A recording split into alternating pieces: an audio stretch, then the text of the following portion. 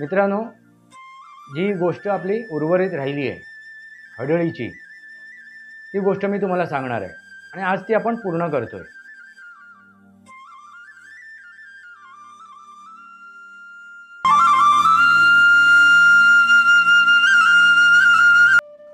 नमस्कार मित्रांनो, सनातनी वास्तव या माझ्या शृंखलेमध्ये पुन्हा एकदा आपलं स्वागत. मी आपला मित्र राजेश वासंती साबाजी केळुसकर. मित्रांनो, जी गोष्ट आपली उर्वरित राहिली आहे हडळीची, ती गोष्ट मी तुम्हाला सांगणार आहे आणि आज ती आपण पूर्ण करतोय. पण त्याबरोबर मित्रांनो, एक आपल्या विचारधारणेचा बिभत्स चेहरा, आपल्या विचारधारणेचा एक बिभत्स चेहरा तुमच्यासमोर ठेवणार आहे. आणि बघा, माझ्या मागे तो चालला आहे, हे व्हिडिओ टाकले, बघा काय घडते नक्की. मी मागच्या भागामध्ये गणपती विसर्जनाबद्दल वास्तव सांगितलेलं आहे, सत्य सांगितलेलं आहे, याच्या मागचा उद्देश काय, उद्दिष्ट काय आहे हे सांगितलेलं आहे. मित्रांनो, आता जे गणपती उत्सव आपण साजरा करतो ना, त्याच्या मागचं विज्ञान बाजूला राहिलं, त्याच्यामधलं वास्तव बाजूला राहिलं आणि आपण काय करतोय तर अवास्तव, एक गंमत म्हणून, एक मजा म्हणून ही गोष्ट आपण साजरी करतोय.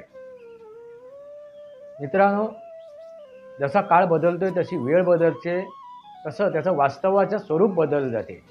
वास्तव बदललं गेलं, पूर्णपणे नजरेआड झालं, आपण विसरलो, त्याच्या मागची कारणं आपण विसरलो आणि आपण काय करतोय, आपला विभत्स चेहरा, भयानक चेहरा, आपली मानसिकता आपण दाखवतोय.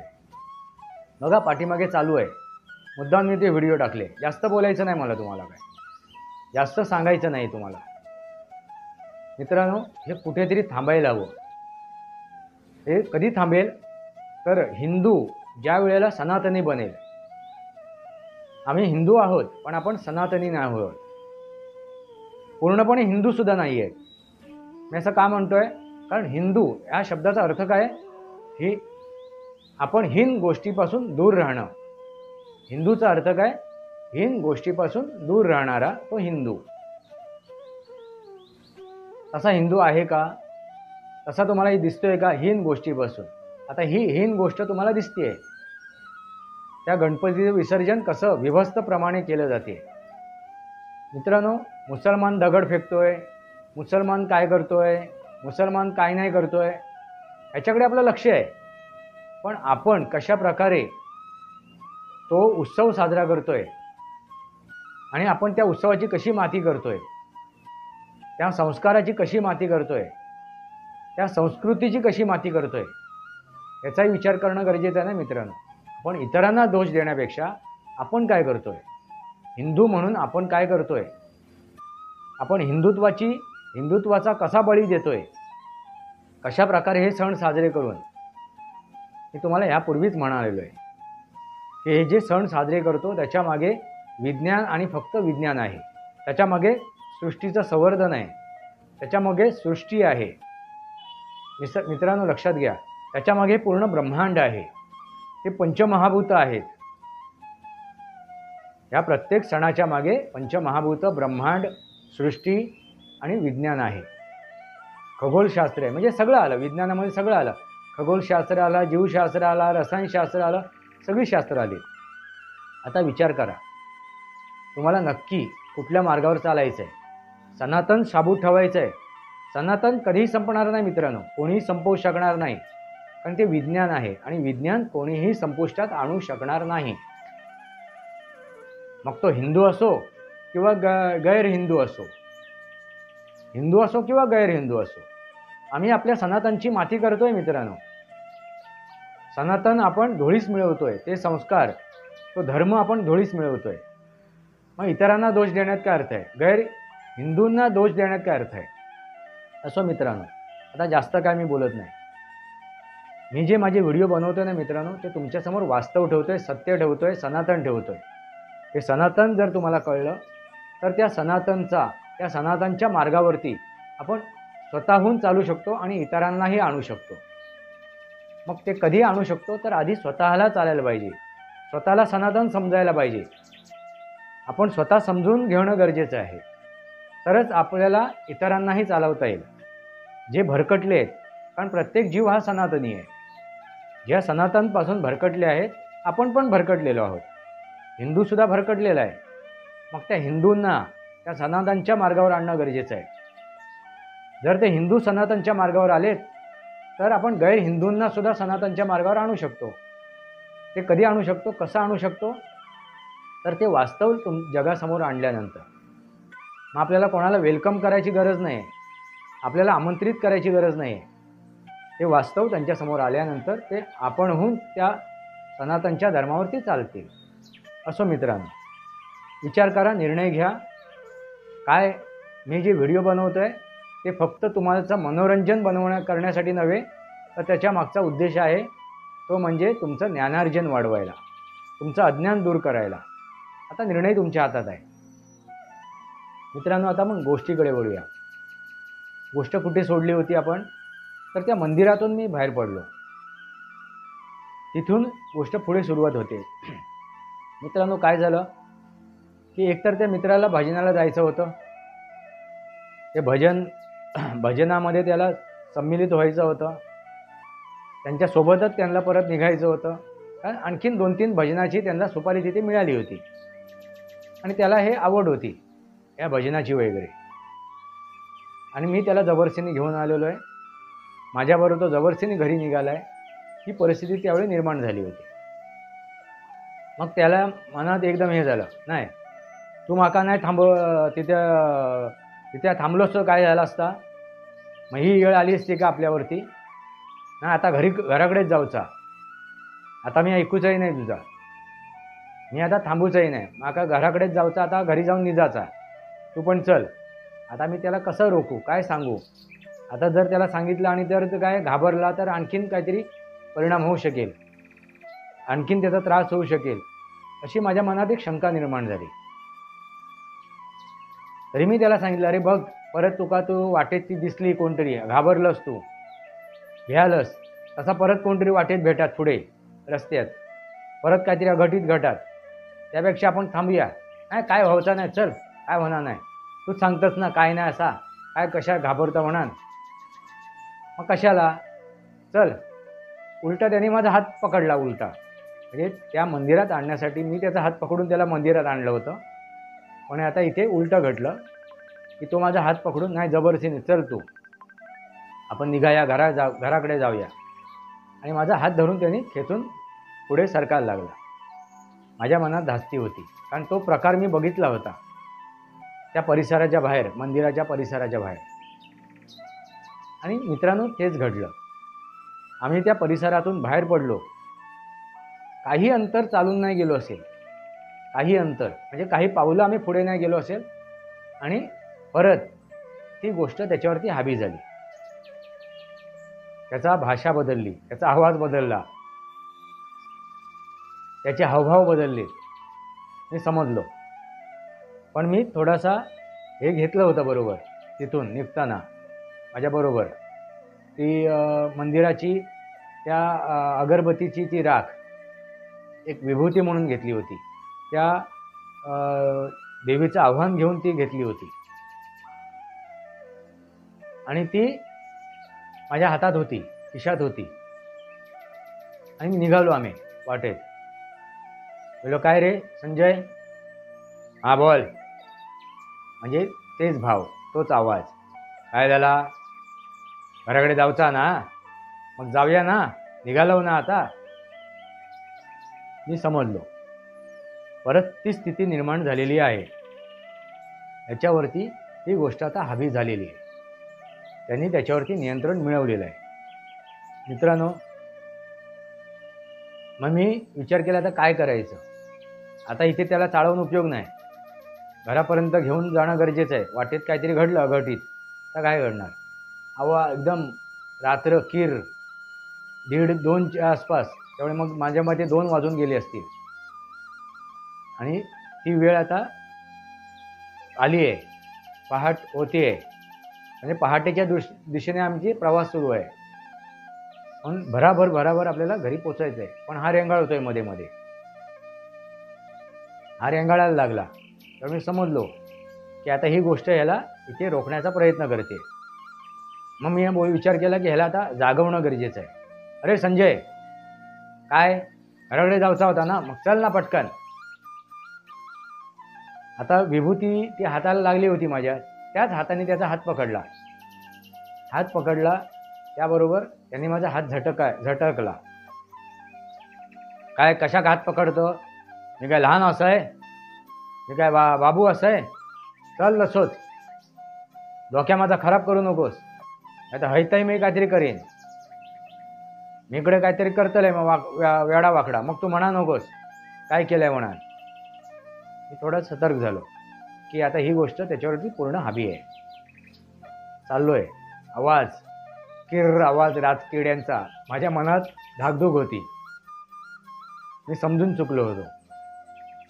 पण मित्रांनो, ह्याची माहिती असल्यामुळे माझ्या मनात अशी भीती नव्हती. ह्याच्या मागे काय आहे, कसं काय ही गोष्ट कार्यरत होते, ही गोष्ट कशी कार्यरत होते, कसं काय कार्य करते याची मला ज्ञान होतं. काही प्रमाणात त्याची माहिती होती. आता मी 100% त्याची मला माहिती आहे. आता मी ते चांगल्या प्रकारे एक्सप्लेन करू शकतो, समजावू शकतो. मित्रांनो, आम्ही निघालो. मग तो बडबडतोय, मध्येच काहीतरी विचकट हसतोय. काय झाला, घाबरलंस काय? तुका कोण बघता काय? दिसता तुका काय रे? तो बघ दिसलो मध्येच, तो बघ कोणतरी येता. अशी ती भाषा करायला लागला. मला घाबरवायचं. मला बाबा ठीक असा, कोण येता तर बघतोय मी. माझ्याकडे तेवढी क्षमता असा, ताकद असा, एका हाताचे दोन हात करायची. त्याका कसा संपवायचा माका समजला, आणि तू कोण असस ता पण माका समजला. शाणपणा करू नकोस माझ्याबरोबर. उगी चल आपलो. काय समजला तुका मी कोण असा इता? मी म्हणला आता गपचूप चल. संजय घराकडे पोचू गया, घरा आता जाऊन निजाक होया. हा ठीक आहे चलतंय. मग तो सुद्धा थोडा बावरला. त्याला पण समजलं की हा काहीतरी जाणकार आहे, याला काहीतरी समजते. म्हणून तो नरमला म्हणजे ती शक्ती नरमली. आणि आम्ही घरी पावलं उचलतोय. बारीक बारीक पाऊस पडायला लागला, गार हवा. मित्रांनो, विचार करा, त्या रातकाड्यांचा आवाज, त्या बेडकांचा आवाज मन एकदम सुन्न करणारा होता. आणि ती स्थिती कशी असेल तुम्ही विचार करा. परत हा प्रकार मला कळला आहे, ही गोष्ट मी बघितलेली आहे. मग माझ्या मनाची अवस्था काय झाली असेल? घाबरलो नव्हतो, पण मन हेलावून गेलं होतं. मन थोडंसं कंपायमान झालं होतं. आता ह्याच्यावरती उपाय करणं गरजेचं आहे, पण ते उपाय कुठे रस्त्यात नाही करू शकत आपण. इथे जर त्याने काय हगटीत निर्णय घेतला त्या शक्तीने, त्या ताकदीने, तर नको ते घडेल ना. हा विचार करून बोलत जाऊन दे, चला याला घरी घेऊन जाऊया. घरी पोचलो आम्ही. हळूहळू आम्ही घरी पोचलो. दरवाजा ठोकला, घरातून दरवाजा उघडला गेला. अरे काय तुम्ही आलात मध्येच? भजन सरला काय? संपला भजन? बोलो नाही, मध्येच आम्ही सोडून आलो आणि झोप येत होती म्हणून आलो. बोलो ठीक असा. त्याच्या वडिलांनी दरवाजा उघडला होता, अंथरूण घालून ठेवला होता. कदाचित तुम्ही इलास तर. माका जरासा संशय होता, असे वडील म्हणायला लागले. कदाचित तुम्ही परत येशाल, तुम्ही पाहुणे गेलेलास ना, मध्येच संपला तर. आणि भजन संपला होता ना, घरा संपली होती, मग खाई गेला होतास? नाही, आम्ही मग पुढच्या गावात गेलो होतो, बाजूच्या गावात गेलो होतो. काही सुपारी घेतली होती. आणखीन 2-3 भजनाची सुपारी गावली होती. म्हणजे भजन करायला त्याने आमंत्रित केलं होतं असं म्हणतास. मग तुम्ही नाही थांबलास ते? नाही, झोप येऊ लागली ना, परत माका सकाळी जायचा होता. मग काय करतलंय मी? ठीक असं चल झोप. हातपाय धुवायला तयार नाही. अरे चल हातपाय धुवून घे. असंच काय अंथरुणात चाललंस? नाही, मी नाही झोपणार, मी नाही धुणार. मग मी समजलो हा आता इथे तमाशा करणार, त्यापेक्षा बोला जाऊन दे, चला झोपण दे, आता काय झोप येता. असं मी करून आम्ही बाजूबाजूला झोपलो. हा थोडासा झोपला असेल, मला वाटतं त्याला झोप लागली असेल त्यावेळेला. मी लगेच उठून काय केलं, खिशातनं तो हे काढला, पुडी काढली आणि त्याच्या उशीखाली ढकलली आणि गपचूप झोपलो. उशीखाली टाकल्यावर झोपलो आणि पहाटे उठलो मी. मला जाग आली लगेच. हा झोपला होता, हा डाराडोर घोरतोय. बोलो झोपून दे, बघूया काय फरक पडतोय का. आणि ती उशीखाली मी ती विभूतीची पुडी आणि मग माझ्या खिशात नेहमी एक शिर्डीची विभूती असते, ती सुद्धा मी एक पुडी बनवून ती विभूतीची पुडी त्याच्या उशाखाली टाकली होती. काहीतरी होईल परिणाम, बघूया काय होते ते. आणि मग सकाळी आपली त्याच्या वडिलांबरोबर चर्चा करूया. आता घरी जाण्यात का अर्थ नाही, मी निघणार होतो माझ्या घरी जायला. मला आता थांबूया आपण असा विचार केला. कारण आता याचं प्रकरण, या प्रकरणाला मार्गी लावणं गरजेचं आहे. एक मी माझ्या मते मला जाग त्यावेळेला काहीतरी 5-6च्या आसपास आली होती. तो झोपून होता, त्याला पण कोणी उठवलं नाही, मी सुद्धा उठवलं नाही. मग एक 7च्या आसपास त्याला जाग आली. उठला मग आणि तो जरासा हे वाटला, मला नॉर्मल वाटला उठला त्यावेळेला. अरे काय संतोष, सॉरी संजय, काय झोप झाली काय? होय झाला, जाम बरा झाला.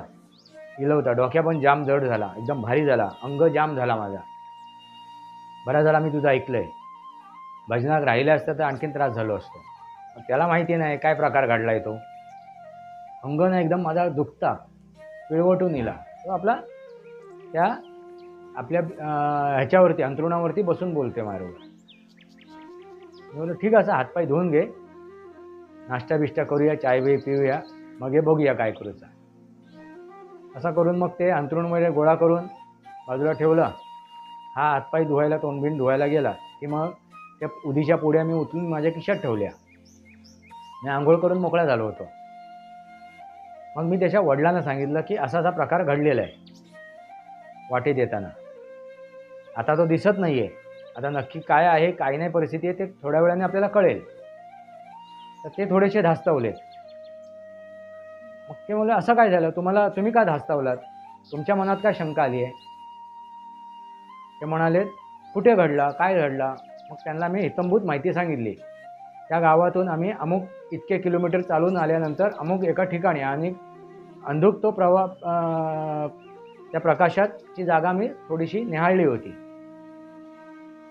मग मी सांगितलं अमुक एक जागा आहे, पण 100% तीच जागा आहे मी सांगू शकत नाही, पण थोडीशी त्याच प्रकारची जी जागा मला थोडीशी वाटते, ते काय मी वर्णन तुम्हाला सांगतोय त्या प्रकारे. मग ते धास्तावले. म्हणाले गडबड झाली की जागा दूषित असा, हा एक हडळ असा. मी असा शब्द का वापरला, कारण हा हडळ हा शब्द तिथे प्रचलित झालेला होता. तिथे एक हडळ असा, त्या हडळीने काहीतरी गडबड केलेली असतली. आता तिने ह्याच्यावरती ताबो मिळवल्या नाही मिळवल्या आता काय समजणार नाही. तर काय घाबरा नकोस, आता कळलेला आपण काहीतरी त्याच्यावर उपाय करूया. तो तोंडबिंड धुवून आला, चहा बी नाश्ता झाला. बोलत चल आंघोळ कर आणि देवाक बत्ती बित्ती लाव, घरात गणपती आहे, गणपतीकडे बत्ती लाव. याने आंघोळ बिंघोळ करून आला आणि बत्ती लावायला जायच्या अगोदरच म्हणजे तो बत्ती लावायला जाईल आणि त्याचं स्वरूप बदललं. थांबला, थबकला. काका बत्ती मी कित्याक लाव, माका नाही लावची बत्ती, मी नाही लावचंय. मी समजलो की ह्याला परत याने पकडलेलं आहे, धरलेलं आहे त्या शक्तीने, ते ताकदीने. आता मित्रांनो एक गोष्ट लक्षात या, माझ्या लक्षात होतं की शेवटी प्रेतात्मा असो, मग त्याची वाईट बुद्धी असो की चांगली बुद्धी असो, तो कुठल्या बुद्धीने त्याच्यासोबत आलेला आहे, त्याच्याबरोबर त्याने त्या आत्म्याने त्याच्यावरती कब्जा केलेला आहे हे महत्त्वाचं नसते. महत्त्वाचा विषय काय तर तो त्याच्यावरती कब्जा का केलाय. कब्जा का करतो तर त्याच्या इच्छा पूर्ण करण्यासाठी, मग ते चांगले असो वाईट असो, त्या इच्छा पूर्ण करण्यासाठी तो कब्जा मिळवतो. आणि दुसरं कारण काय असते तर त्याला मुक्ती हवी असते. त्या आत्म्याला इच्छा पूर्ण करून घ्यायची असते आणि मुक्ती सुद्धा हवी असते. तो खिचपत तिथे पडलेला असतो. ही 2 कारणं असतात. आता ते शोधायला पाहिजे. एकतर इच्छा याची काय आहे, या शक्तीची इच्छा काय आहे आणि त्याला मुक्तीचा रस्ता दाखवणं गरजेचं आहे. आणि हे आता नवीनच आहे, ताजंच आहे, त्यामुळे ह्याच्यावरती आपण लगेच उपाय करू शकतो. मित्रांनो लक्षात घ्या. मग मी त्यांना सांगितलं. काय वडील त्याचे हबकले. त्यांना पण कळलं की याचा चेहरा, त्याचा बोलणं, त्याची भाषा ऐकल्यानंतर. आई आली बाहेर त्याची. अरे काय झालं संजय, का ओरडतस? ए म्हातारे, काय सांगू केलंस? का ओरडता म्हणजे? माका पूजा करू सांगता म्हातारो. आई बापाला तो म्हातारा म्हातारी बोलायला लागला. आजपर्यंत कधी त्याने असा आईला उद्धट शब्द वापरले नव्हते. सामंजस मुलगा. आई एकदम दचकली. असा काय बोलतोय? अरे काय झाला तुका संजय? त्या काय बोलतोस? कधी नाही बोललो, आज काय बोलतोस? ए घबराव म्हातारे, चल माका मटण खाऊ घाल, भूक लागली आहे. कोंबडो काप एक. अरे गणपती घरात असा? कसलो गणपती? कोणाचो गणपती? माका कोंबडा खाऊचा, माका बकरो खाऊचो. मग मी त्याच्या आईला बाजूला घेतलं आणि सांगितलं की बाबा जरा गडबड आहे, तू जास्त त्याचा विचार करू नकोस, तुला सांगतो सावकाश मी. एकदम रडकुंडीला आली की मुलगा असा का वागतो? तो अगदी आध्यात्मिक आहे, भजन पूजन करणार आहे, गणपतीला भजणार आहे, पण तो असा काय वागतोय, असा काय बोलतोय? तिला सांभाळून घेतलं. तिला सांगितलं काहीतरी गडबड झालेली वाटेत येताना, तर तू थोडीशी शांत राहा, बघूया आपण. मग मी विचार केला की आता काय उपाय योजायचा, काय करायचं. आता ती उदी आणली होती मी लगेच काय केलं, त्याला पाणी पाहिजे होतं. पाणी मागायला लागला. मागा पाणी दे पिओक, तहान लागली आहे. माझ्या लक्षात आलं की आता पाण्यामध्ये आपल्याला ती उदी टाकून त्याला पाजायला पाहिजे. आणि थोडीशी उदी, शिर्डीची उदी होती ती, आणि तिथून तो आणलेली ह्याची राख, कसली अगरबत्तीची राख त्या मंदिरवर, हे दोन्ही थोडी चिमूटभर पाण्यात टाकून त्याला मी पाणी प्यायला दिलं. त्याचं लक्ष नव्हतं. पटकन ते पाणी त्याने गटकलं आणि ग्लास एकदम हातातनं त्याच्या सुटला. एकदम हे झाला, बेचैन झाला. काय मागा काय पाजलंस? मागा काय पाजलंस? मागा काय दिलंस तू? आणि एकदम हे करायला लागला. मी बोललो थांब, बस, खूप झाला, खूप नाटकं झाली, मला कळलं काय झालंय ते. तू काय करतोयस ते मला कळतेय, कोण आहेस तेही कळलंय मला. तुला काय हवंय? तुला काय हवंय? तू काय, तुझी मागणी काय, तुझी इच्छा काय ती मला सांग. मग त्याच काळामध्ये, त्याच वेळेमध्ये एका शेजारी एक हे होते औषधोपचार करणारे आयुर्वेदिक, त्यांनाही थोडीशी ह्या सर्व गोष्टीची माहिती होती. त्यांनाही बोलावून घेतलं होतं. ते पण येऊन बसले होते. त्यांनीही ओळखलं की ह्याच्यावरती एका प्रेतात्म्याचा हे झालेलं आहे, कब्जा झालेला आहे. मग त्याला बसवलं तिथे आम्ही. बसा. त्यांना थोडीशी माहिती होती तो कसं काय त्याला हे करायचं, त्याला कसं बोलतं करायचं. मग ते म्हणाले केळुसकर साहेब, मी जरा बघते माका माझ्या हिशोबाने काय होत आता. आणि मग त्याला इथे बसवलं. बस. त्यांनी सुद्धा काहीतरी उदी आणली होती बरोबर, त्यांच्याबरोबर येताना त्यांनी बनवलेली असेल किंवा आणखीन काय असेल ती. त्यांनी ते पाणी बनवलं आणि त्याच्यावरती शिंपडायला सुरुवात केली. बस. तो लागला नाचायला त्यावेळी पाणी शिंपडलेल्याबरोबर. काय करतास मागा? मागा कशावर पाणी मारतास? एका बघून घेन, सोडूचंही नाही, असा तसा तो बोलायला लागला. आणि मित्रांनो त्याची भाषा बदलली एकदम. बायकी स्वरात तो बोलायला लागला, बाईच्या आवाजात तो बोलायला लागला. मग ते कन्फर्म झालं की ते जे त्याला दिसलं होतं तेच त्याच्यावरती हावी झालेलं आहे. आता थोडीफार माहिती होती, त्या गावात माहिती होती ना काय घडलं होतं तिथे. मग मी त्यांना विचारलं की नक्की तिथे काय घडलं होतं, असं काय प्रकार आहे, तुम्ही हडळ का म्हणता? तर मग त्यांनी सांगितलं की तिथे एका विवाहितेला हडळ समजून काही वर्षापूर्वी, म्हणजे बरीच वर्षे आली, त्या वर्षापूर्वी तिला तिथे मारलं होतं त्या गावातल्या लोकांनी, घाबरून, हडळ समजून. मित्रांनो लक्षात घ्या, ॲक्च्युली त्याच्या मागची राजकारण वेगळं होतं, त्याच्या मागे कारण वेगळं होतं. ते नंतर उघडकीस आलं होतं. ते म्हणजे ज्यांनी लग्न करून त्या बाई स्त्रीशी लग्न करून तिला घेऊन आला होता, तो लबाड व्यक्ती होती, ती खोटी व्यक्ती होती. त्याला आपल्या त्या बायकोशी मुक्तता हवी होती. त्याला ते लग्न करायचं नव्हतं, कारण त्याचा दुसऱ्या बाईशी संबंध होते, दुसऱ्या एका महिलेशी संबंध होते. ते लग्न जबरदस्तीने लावलं गेलं होतं, म्हणजे त्याच्या मनाविरुद्ध घडलं होतं. जबरदस्ती म्हणजे मनाविरुद्ध. त्याला ते लग्न करायचं नव्हतं, पण आपल्या आयुष्यातून त्या मुलीला कसं घालवायचं, कसं तिच्यापासून दूर व्हायचं हे त्याला समजत नव्हतं. म्हणजे दोन वर्ष 5-6 महिन्यानंतर ही घडलेली घटना आहे. जे माणूस कुठल्या थराला पोचू शकतो. आणि त्यांनी मग आपल्या कुटुंबाच्या मनात, गावाच्या मनात हे विष तयार केलं की ती हडळ आहे. तिच्याबद्दल अशा भ्रामक कल्पना पसरवल्या होत्या. आणि हे भीतीपोटी त्या गावातल्या लोकांनी भीतीपोटी त्या महिलेला मारलं होतं आणि तिच्यात तिचा अंत झाला होता. ही त्याची पार्श्वभूमी आहे मित्रांनो. आता तिला बदला घ्यायचा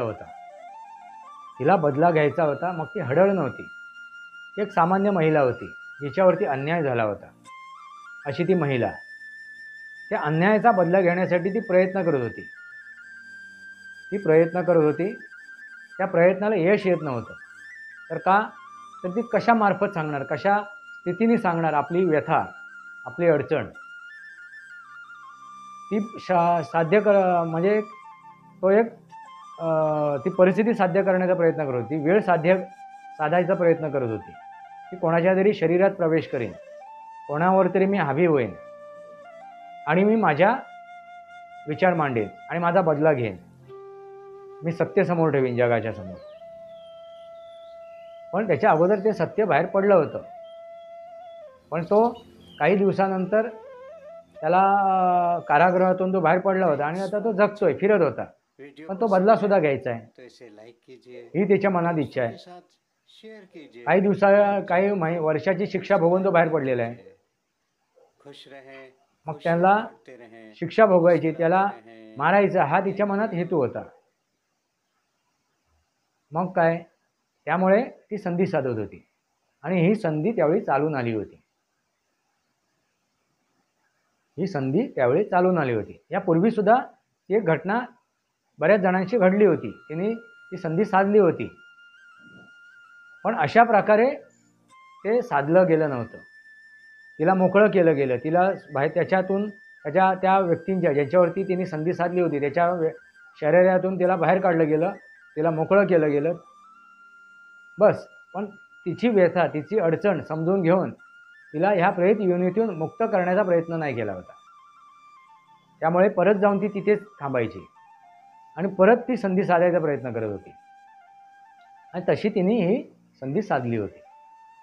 मग तिला आश्वासन दिलं गेलं. मी तिला समजावलं की बस, मला कळलेलं आहे आणि मला हे खात्री आहे, कुठलीही प्रेतात्मा असो त्याची एकच इच्छा असते की या योनीतून मुक्त व्हावं. पण ते होण्यासाठी पहिला त्याच्या मनात जो द्वेषभाव आहे, जी एखाद्याबद्दल त्याच्या मनात असूया आहे, राग असेल, बदला घेण्याची इच्छा असेल, तर तो त्या योनीतून मुक्त होणार नाही. त्याला शिक्षा मिळायची आहे, ती मिळालेली आहे आणि आताही तो शिक्षा भोगतोय. त्यावेळी त्याच्या वडिलांनी सांगितलं की तो आता आजारी पडलेला आहे, त्याला त्रास होतोय. म्हणजे तो शिक्षा भोगतोय ना, तो आज नाही उद्या सकाळी या जगातून जाणार आहे. ही गोष्ट ज्यावेळी मी तिला सांगितलं की तुला हे बघितलं असेल ना तू, त्याची अवस्था काय झाली, भले तो कारागृहातून बाहेर पडलेला आहे, पण त्यांनी त्याला शिक्षा दिलेली आहे. त्याचं फळ भोगतोय. त्याचा ॲक्सिडेंट होऊन त्याचा पाय गेला होता. त्याच्यानंतर त्याला आता आजार झालेले आहेत नाना प्रकारचे. म्हणजे तुला दिसते आहे ना, ते बघितलं असेल तू. मग आणखीन तू का हे करतेस? तू त्या बदल्याच्या भावनेतून बाहेर हो. त्या षडविकारातून बाहेर ये आणि एकच विचार कर की तुला मुक्त व्हायचं आहे आणि परत पुनर्जन्म घ्यायचा आहे. ह्याच्यातून आपल्याला काही साध्य होणार नाही. ह्या बदल्याच्या भावनेतून तुला काही साध्य होणार नाही. तुझ्या प्रेत योनीत अशीच भटकत राहणार. आता किती वर्ष झालीत, कित्येक वर्ष तुझ्या प्रेत योनीत भटकतेस. त्याला जे काही मिळायचं आहे तो त्याच्या कर्मानुसार ते भोगतोय. आता तुझे हात मैले करू नकोस. तू पवित्र आहेस, तुझा आत्मा पवित्र आहे, तर तू मुक्ती कर, स्वतःची मुक्ती घे, असं मी तिला समजावलं. मी तिला सांगतोय. ती थोडीशी नरमली. मग तुझी इच्छा काय आहे, तुला काय हवं आहे ते घे आणि मुक्त हो. मग माझी सवाष्णीसारखी माझी सगळं माझं करा. माझा सवाष्णीसारखी माझी हे करा. काय? माझा अंतिम संस्कार करा. तो संस्कार माझा झालेला नाही आहे. सवाष्णीसारखा माझा अंतिम संस्कार झालेला नाही आहे. आणि जे माझे अवशेष आहेत ते अमुक ठिकाणी तुम्हाला मिळतील. ते अवशेष गोळा करा आणि मला एका सवाष्णीसारखी हे करा, विदाई द्या. आणखीन माझी काही इच्छा नाही आहे. आणि तिने ते मान्य केलं. तुम्ही म्हणताय ते बरोबर आहे. तुम्ही म्हणताय ते बरोबर आहे की मला मुक्ती घेणं गरजेचं आहे. त्याला जे का पापाची फळं भोगतोय तो आता मी माझे हात मैले करून उपयोग नाही आहे. पण माझी ही इच्छा पूर्ण करा की मला तुम्ही माझं सवाष्णीप्रमाणे माझं अंतिम संस्कार करा. ही तिने इच्छा प्रकट केली. मित्रांनो, लक्षात घ्या, एका दिवसात हा प्रकार संपुष्टात आला. मग तिने सांगितलेली जागा आम्ही शोधून काढली. त्या जागेमध्ये तिचे अवशेष होते, ते गाडून ठेवले होते त्या तिच्या नवऱ्याने. तिच्या काही वस्तू होत्या त्या तिथे गाडून ठेवले होते, कारण त्याला त्राससुद्धा होत होता त्या गोष्टीचा. त्याला कोणीतरी सांगितलेलं की तिचा असा अंत झाला तर ती तुला छळेल, त्या भीतीपोटी तिने ते सर्व गाडून ठेवलं होतं. मग तिचे अस्थी मिळाले, तिचे वस्तू मिळाल्या, बांगड्या मिळाल्या, सर्व मिळाल्या. सर्व ते खणून काढलं आम्ही त्या जागेमधून आणि यथाविधी आम्ही त्याचे अंतिम संस्कार केलेत. तसं तिला अपेक्षित होतं. सवाष्णीचा अंतिम संस्कार करण्याचं त्याच्या आईवडिलांनी, त्या मुलाच्या आईवडिलांनी माफी मागितली. त्याच्या आईवडिलांना बरोबर घेतलं. तो यायला घाबरत होता नवरा तिचा. दुसरा विवाह तिचा झाला होता ज्याच्यावर तिने प्रेम केलं होतं. तीही त्याला सोडून गेली होती. तिला ज्यावेळी कळलं ह्या सर्व गोष्टी, पण तो यायला घाबरत होता. पण त्याला सांगितलं की बाबा आता तू घाबरू नकोस, तू ये आणि सवाष्णीसारखं तिचा अंतिम संस्कार कर. ती आजही तुला पती म्हणून मानते आणि माफी माग. मग त्यालाही आम्ही बरोबर घेतलं, तिच्या पूर्ण कुटुंबाला बरोबर घेतलं आणि यथाशक्ती यथाविधी आम्ही ते अंतिम संस्कार केलं. आणि मित्रांनो, त्यानंतर त्या ठिकाणी कोणालाही त्रास झालेला नाही आहे. हडळ. मित्रांनो, हे शब्द जे वापरले जातात ना, हडळ, जखीण, मित्रांनो, हे शब्द फक्त कसं आहे, तुम्हाला भ्रमित करण्या, तुमच्या मनात भीती निर्माण करण्यासाठी आहे. वास्तवात एक प्रेतात्मा आहे. मनुष्य प्राण्याचा प्रेतात्मा आहे. जनावरांचा पण प्रेतात्मा कधीतरी असा कार्यरत असतो. मित्रांनो, जनावराचा सुद्धा लक्षात घ्या. एखाद्या जनावराचा त्याची सुद्धा अनुभूती बऱ्याच जणांना आलेली आहे. त्याच्याबद्दल सुद्धा मी एक गोष्ट सांगेन तुम्हाला. अनुभूती आलेल्या व्यक्तीने सांगितलेली गोष्ट, एखाद्या त्याच्या लाडक्या गायीची गोष्ट आहे. तिच्या त्या आत्म्याची तिच्यासोबत असलेली साथ सांगेन मी गोष्ट ती. मित्रांनो, पण तुर्तास तुमच्या लक्षात आलं असेल ती भयावह गोष्ट, ती थरारक गोष्ट. पण त्याच्या मागचं विज्ञान काय आहे, त्याच्या मागचं वास्तव काय, सत्य काय, हे समजणं गरजेचं आहे. लक्षात आलंच असेल तुम्हाला. म्हणजे ती मुक्त झाली, त्या प्रेत योनीतून मुक्त झाली. सनातनी वास्तव. मित्रांनो, लक्षात घ्या, आपण विसर्जन कसं करायचं आहे, सण कसे साजरे करायचे आहेत, हे प्रेतात्मे भूत खेत हे काय आहे हे समजून घेणं गरजेचं आहे. ते कधी कळेल, ज्यावेळी आपण सनातन समजून घेऊ. आपण हिंदू आहोत की नाही आहे जे ज्याचं त्याला माहिती, कारण आपण हीन गोष्टीपासून दूर झालेलो नाही आहे. हीन गोष्ट काय आहे तर अवास्तव आपल्या डोक्यात जे भरलेलं आहे ते काढणं गरजेचं आहे आणि वास्तव समजून घेण्याचं गरजेचं आहे. ते जर वास्तव कळलं, ते सत्य कळलं तर आपल्याला सनातन कळेल आणि सनातनचा उद्धार होईल. सनातनी वास्तव या माझ्या शृंखलेला सबस्क्राईब करा, बेल आयकॉन दाबा, माझे विचार पडसे लाईक करा, आपले विचार कमेंट बॉक्समध्ये या. तुर्तास इतकंच. भारत माता की जय, वंदे मातरम. जय भारत, जय महाराष्ट्र, जय सनातन.